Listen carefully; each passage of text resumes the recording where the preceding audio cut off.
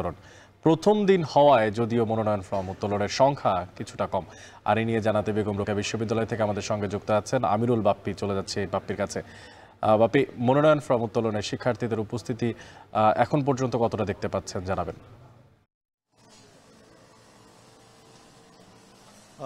অনেক এখন পর্যন্ত আসলে বলার মতো তেমন কোনো উপস্থিতি নাই।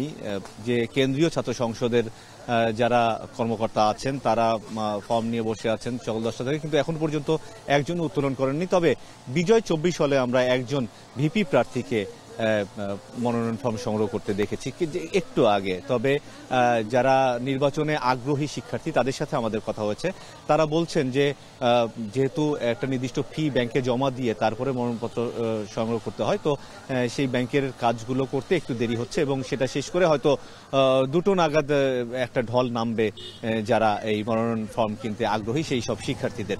এবং একই কথা আমাদেরকে জানিয়েছেন এখানকার যারা নির্বাচন কমিশনার আছেন তারা বলছেন যে তারা 4টা পর্যন্ত আজকে সময় আছে, সেই পর্যন্ত তারা অপেক্ষা করবেন এবং আগামীকালও সময় আছে এই মনোনয়ন ফর্ম বিতরণের।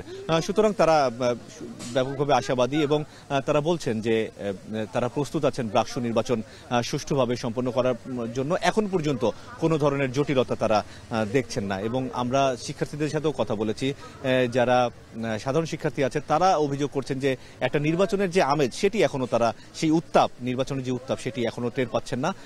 যারা সম্ভাব্য প্রার্থী আছেন তারা বলছেন যে তারা চেষ্টা করছেন যে এই মনোনয়ন ফর্ম সংগ্রহ করার পর থেকেই যেন পুরো ক্যাম্পাসের মধ্যে একটা নির্বাচনী পরিবেশ তৈরি হয়, নির্বাচনী উত্তাপ তৈরি হয়, সেটি তৈরি করার চেষ্টা করছেন। তো সব মিলিয়ে বলা যায় যে আজ থেকে আসলে অফিসিয়ালি শুরু হলো রাষ্ট্রীয় নির্বাচনের কাজ। যদিও গত সপ্তাহের বৃহস্পতিবার মনোনয়ন ফর্ম বিতরণের কথা ছিল, কিন্তু নির্বাচন কমিশন পূর্ণাঙ্গ ভোটার তালিকা প্রকাশ করতে না পারার কারণে গত বৃহস্পতিবার সেই মনোনয়ন ফর্মটি বিতরণ সম্ভব হয়নি। তবে বৃহস্পতিবার মাঝরাতে নির্বাচন কমিশন সেই পূর্ণাঙ্গ ভোটার তালিকাটি প্রকাশ করে, যার ফলে শুক্র শনি যেহেতু ছুটির দিন ছিল, সেই শুক্র শনি ছুটি শেষ করে আজকে রোববার এবং আগামীকাল সোমবার এই দুদিন মনোনয়ন ফর্ম বিতরণ হবে এবং তারপরে 2 এবং 3 মনোনয়ন ফর্ম জমা নেওয়া হবে। এরপর যাচাই বাছাই সহ অন্যান্য যে প্রক্রিয়াগুলো আছে সেই প্রক্রিয়া সম্পন্ন করে 24 ডিসেম্বর ব্রাকসু নির্বাচন অনুষ্ঠিত হবে এবং এটি বেগম রোকেয়া বিশ্ববিদ্যালয় কেন্দ্রীয় ছাত্র সংসদের প্রথম নির্বাচন, যার কারণে যারা প্রার্থী আছেন তারা ভেতরে একরকম উত্তেজনা প্রকাশ করছেন, একটা উৎসাহ প্রকাশ করছেন। যদিও শিক্ষার্থীদের মধ্যে সেই উৎসাহটা এখনো পর্যন্ত আমরা লক্ষ্য করছি না। তবে আশা করছি যে যখন এই যে মনোনয়ন ফর্ম জমা দেওয়ার পরে যখন প্যানেল তৈরি হবে বা প্রার্থীরা যখন নির্বাচনী প্রচারণার মধ্যে নামবেন, তখন সেই উত্তাপটা সৃষ্টি হবে, সেই উত্তেজনাটা তৈরি হবে এবং নির্বাচনী পরিবেশ তৈরি হবে। তবে সব মিলিয়ে এখন পর্যন্ত নির্বাচনী পরিবেশ বেশ ভালো। আমরা নিশ্চয়ই পরবর্তী খবরে মনোনয়নের সবশেষ খবর জানিয়ে দেব।